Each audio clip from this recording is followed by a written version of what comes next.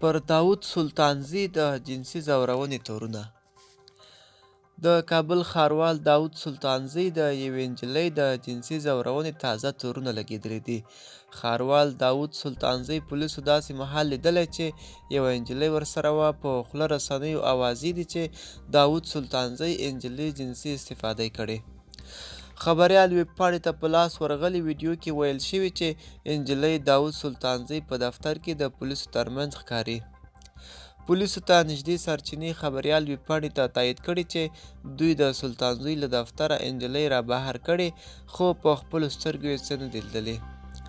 د کابل ښاروال داود سلطانزي ته نږدې کسان بیا وایي چې د کابل د ځمکې د مافیایي ګړیو دسیسه ده چې غواړي د کابل ښاروال داود سلطانزي بدنومی کړي.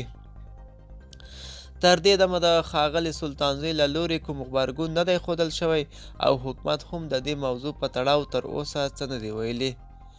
یوې لوړ رتبې امنیتي سرچینې خبریال ویبپاڼې ته ویلي چې د موضوع په تړاو یې ولسمشرۍ ماڼۍ د څېړنو په پار خپره کړې، خو سرچینې د سلطانزي له لورې د پیغلې د جنسي ځورونې موضوع نه رد کړې او نه یې تایید کړې ده.